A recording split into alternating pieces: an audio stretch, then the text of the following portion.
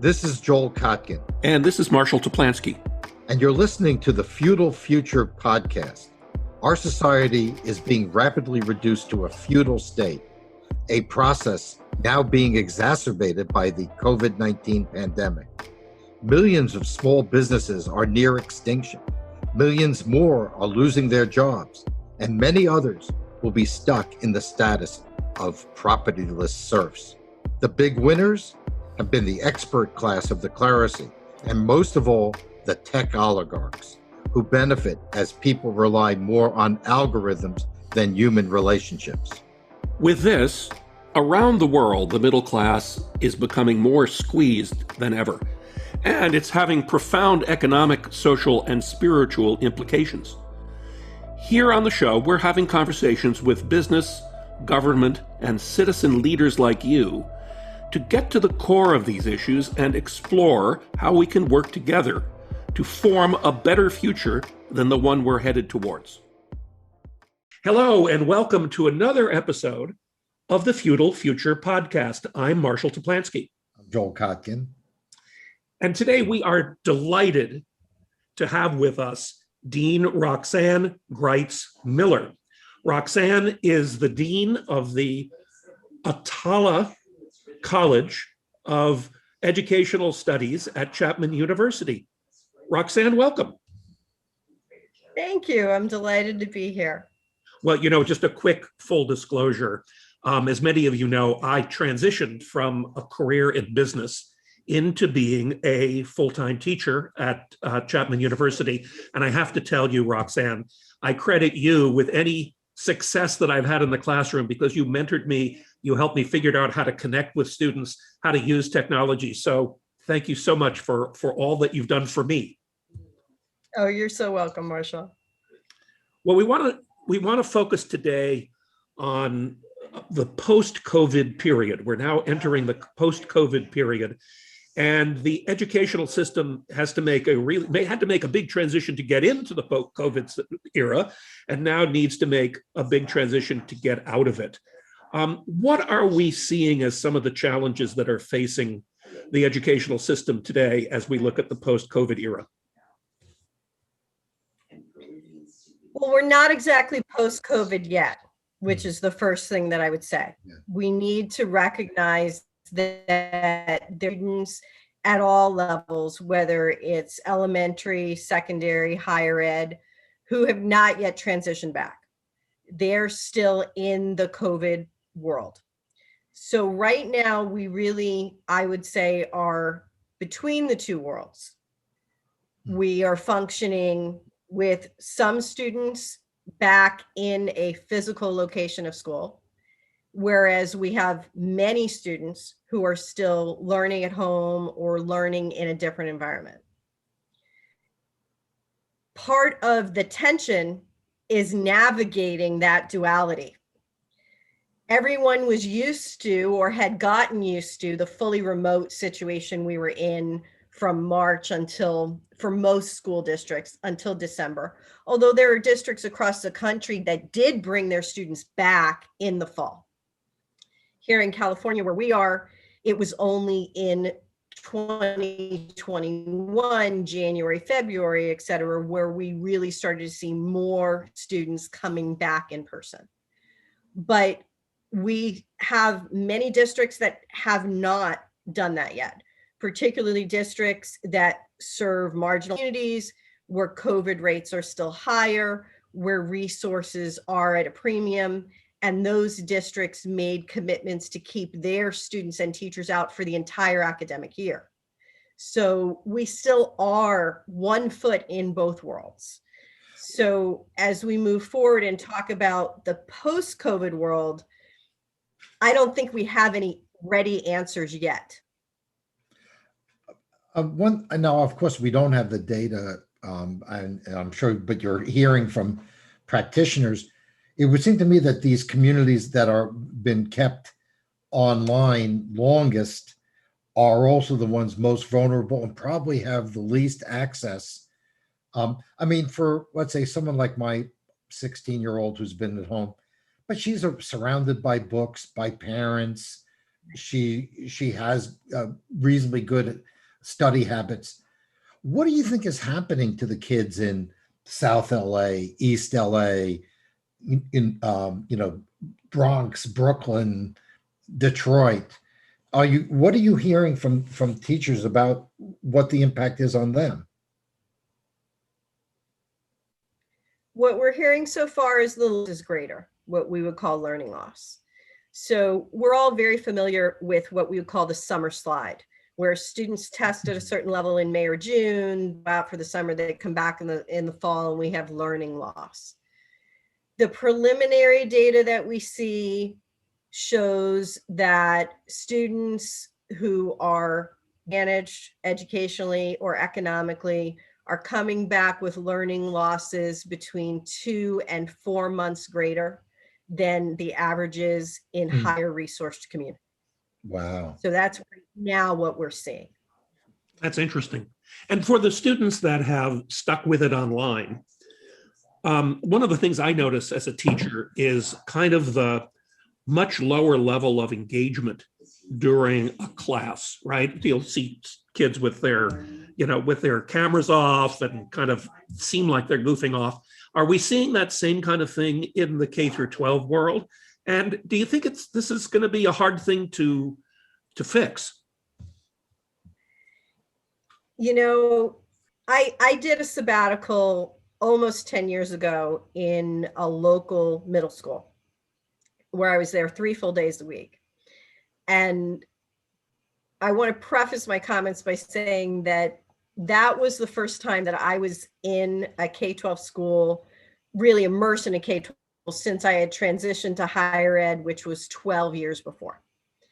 And I would ask the children at lunch when I was supervising things like, learn something, tell me, what's the first place you go to learn it? And now, mind you, this was almost 10 years ago. And the students all said to me, YouTube. And I said, really, you go to YouTube? And they said, yes, that's where I learned my stuff. Podcast. They could watch this podcast. And I said, okay, so where do you go? Because I was trying to construct a hierarchy of information seeking among these students. And so first was YouTube, second was Google. Third was I send a group text to all my friends and ask, hey, does anybody know how to do this? Okay. So they weren't looking in textbooks, they weren't media, they weren't looking at any of those things. And that was 10 years ago. Now, transition and think about elementary students today. They've grown up in that world. And there's a very different attenuating behavior frame for these students than there is for any of the three of us on this call. They are used to being more of a passive consumer of the information. So what they ended up getting in terms of online education for many of them was like, well, now this is just kind of like YouTube school, right? The lectures are being delivered via video. They're engaging in behaviors, and this is why I want to preface it this way. The behaviors we're seeing as faculty that we might see as being disengaged are not necessarily disengagement to them. This is their mode of engagement with online media. So I can't tell you that they're disengaged. I can tell you that they're practicing what is their level of engagement for this medium. So what you're suggesting, if I'm not wrong, is that the problems that we encounter with, I mean, like, for instance, I've been teaching on and off for 40 years. Every year I cut another book out. I mean, where I used to have 8 books in the class, I now have 3 or 4. And I talk to other people, same experience. Right. So is this just going to accelerate this post-literate kind of environment? I mean, because I'm just shocked by the fact, not only do they not read the books for the classes in many cases, but I don't think they read for pleasure at all. Is that pretty much the way it is? I think it is for many. I think it is for many. So what do you do about trying to instill a culture of critical thinking?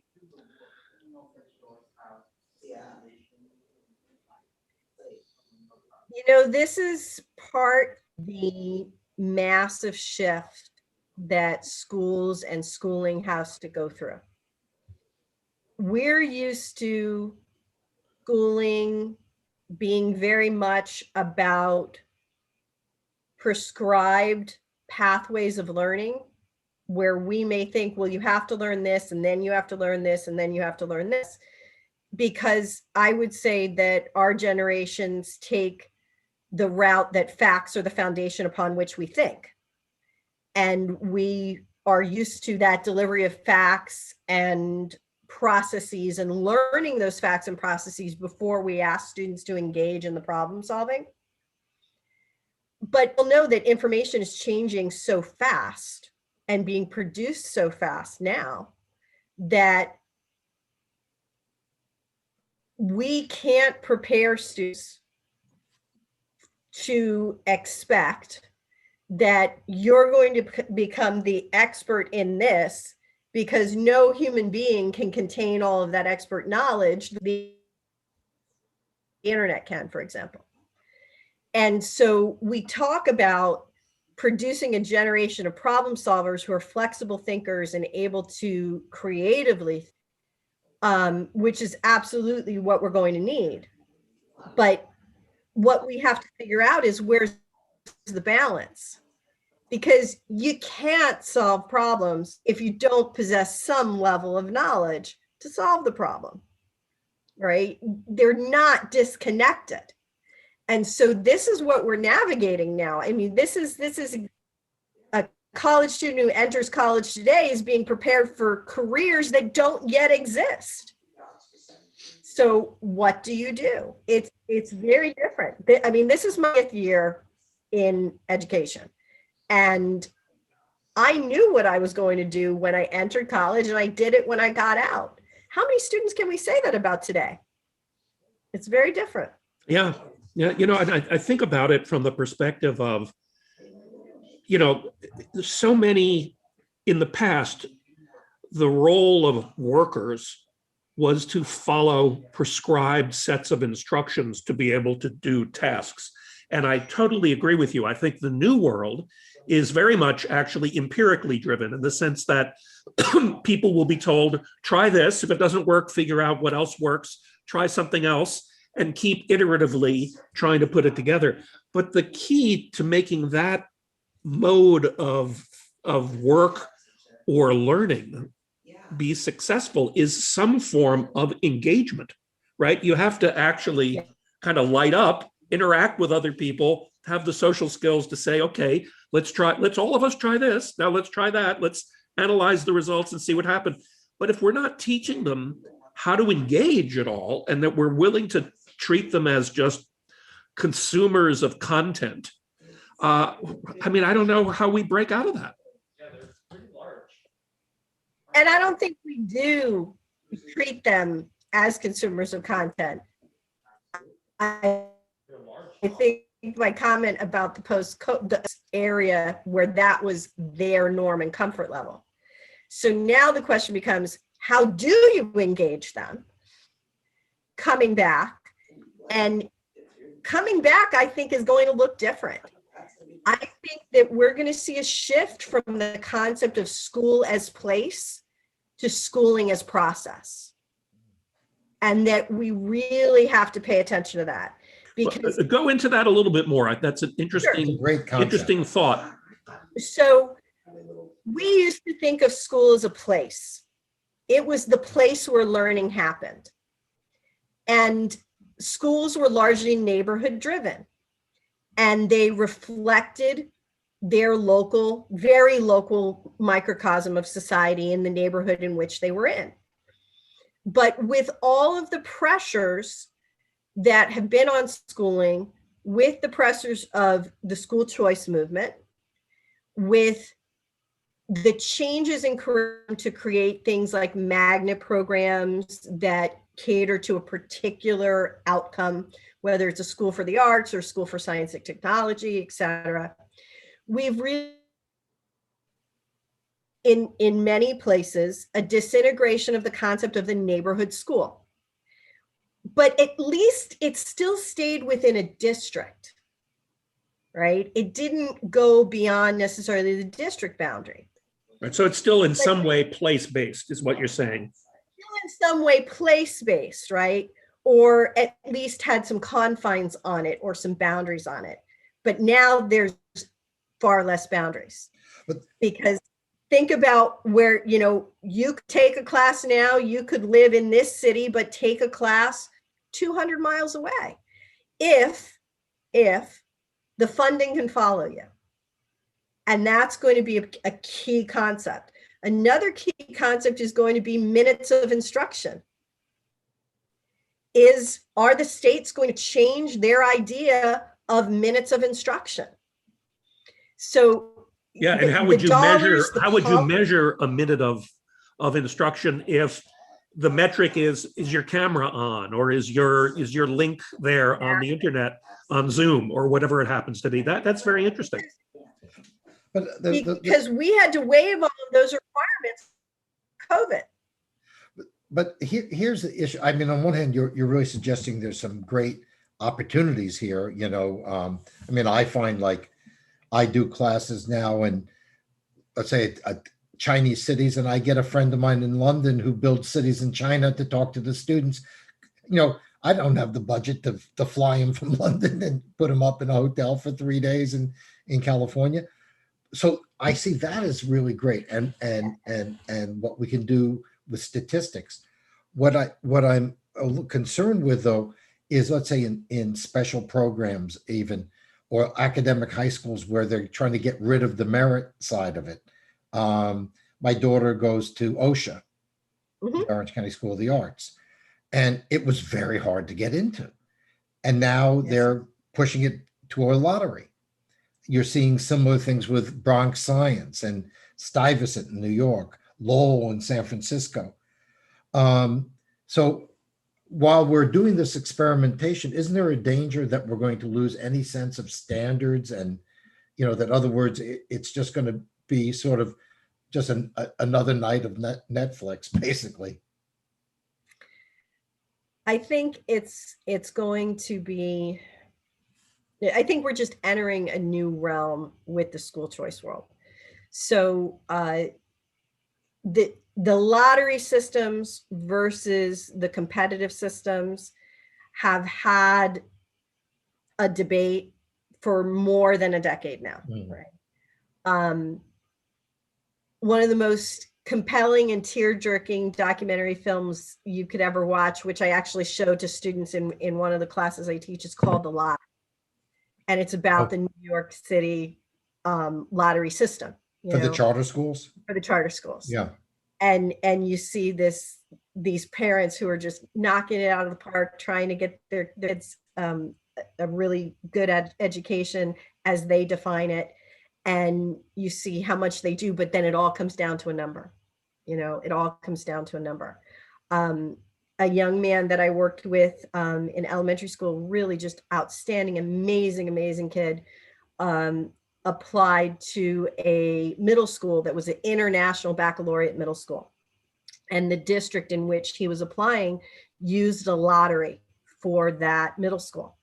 And he and others and their parents went to the lottery night. They sat there through the whole thing, where they picked up the numbers. And at the end of the night, his number wasn't chosen.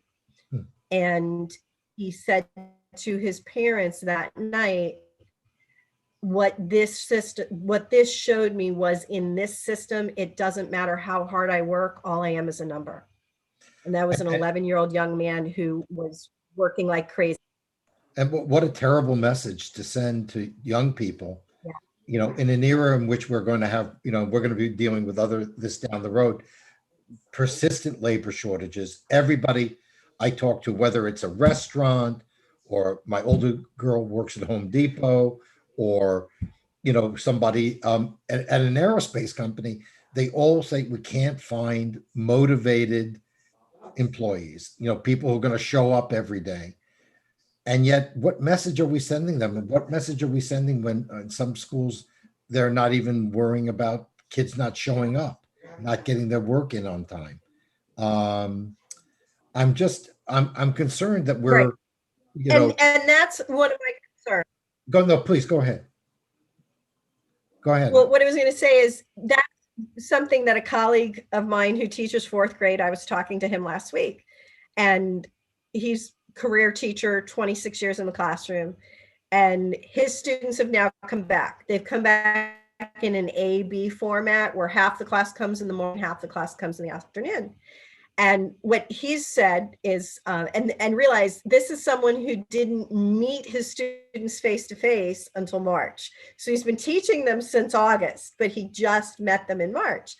So he knows who they are, but hasn't interacted in person. And he said he's running around having to remind them constantly, no, you need to turn that in. Where is this? Where is that? No, you don't get 3 days to do this. You have to turn this in by the end of today, because a lot of the processes were relaxed under COVID. Right. So many people were having issues with upload or download or this or that. There were, we're very relaxed, and it isn't an option. Now things are becoming more formalized into what school used to be.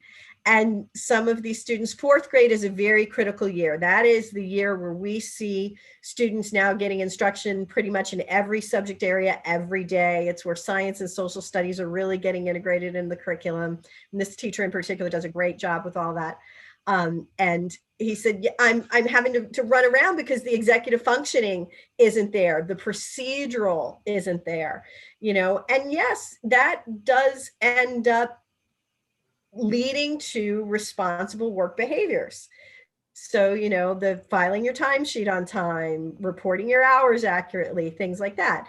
Now, those are very rule-based procedures, but they are basics that most employers expect. And so the question is the system going to yield where these things are going to become flexible? Or are the students who eventually will become the employees going to conform back to the original structures? That is the question. I mean, Marshall's run companies, so he may be better. I do projects, but he's run companies. How can you have employees who say, hey, I need this by Friday. The client in Singapore needs it by then.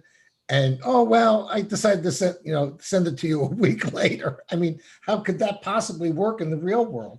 Well, and by the way, in today's world of work-life balance, if you say to an employee, hey, it absolutely positively has to be at the client by the end of the week, you're accused of being abusive. But how does this play out, do you think? We've been talking about K through 12 and kind of molding the rhythm, the expected rhythm that students are learning kind of culturally about what the world is all about. How do you see this affecting higher ed and the experience of college? I mean, is going to college going to be a different experience for students? I think that going to college was going to be a different experience for students, whether COVID hit or not. We all know about the demographic shift that's going to happen with fewer students in the conventional age range for higher ed. And the access to information for anyone is what's going to put the pressure on the system to change. There's been advocacy, for example, to open up and make all federally funded institutions have to honor transfer credits in far greater combinations than currently are done, so that persons can go to multiple institutions over time, which is something that we call swirl in the industry. Swirl is people that transfer, that we need to recognize that someone spending 4 years, 4 consecutive years in the same place is not what we might see in the future. That we need to understand that transfer credit needs to be more universal, that there needs to be more customization. One of the things I don't want to see is I don't want to see a student who starts in a particular major and then that major experiencing rapid change due to some force that's external, now being stuck and having to stay in that major and graduate with something that's obsolete. Yeah, you want to give them some flexibility to adapt. Right. Yeah, I mean, especially since adaptation is kind of the key success variable in the after college world. Why not teach them that it's a good thing in college? Yeah, exactly. So, this idea is going to be key. And one last thing is, what I found is that my students who have businesses or involved in internships have a much greater understanding of whether it's a communications issue or a city development issue, things that I teach. Is there some way that we can better integrate higher education with the business world? Because more and more businesses are saying the kids are coming out of college with nothing. Elon Musk has said that, Google said it. There's a growing sense that the academic world is a parallel reality to the real world. Is there any way we can sort of reconnect those two worlds? Because I think if we don't, I think a lot of people are going to say, I'm just going to get the online courses I need skill-wise, and I'm just going to go to work and I'll learn everything at work. Well, and why would they not when places like Google are developing their own curricula? Exactly. And delivering it and creating their own employees. I mean, why wouldn't they? But going back, I'll say personally, I am a really big fan of the co-op systems where you go to college for 6 months and you work for an employer for 6 months. Great idea. Yeah. And you extend it, because I'm just going to say this. I like that total immersion more so than an internship where you're only there a few hours a week. And, I am a real fan of the co-op system. And so I would like to see greater opportunities for that between business and industry and universities to build those systems out so that students are getting real in-depth knowledge. And again, from a business education perspective, we prefer that too. I mean, I think about case studies where in teaching a case, being able to have people who've had practical, in-depth experience solving the problem that you're focusing on and then bringing it to the discussion makes the difference between a successful learning opportunity and just kind of like preaching at people. So I agree with you. Yeah, and I just to add one last thing, which is I think that this is really something we're going to have to address, because I find that my students who are also a little bit older, maybe have had other experience. I have one kid in my current class, for instance, who's been in the Navy and is now a real estate broker in Chino Hills.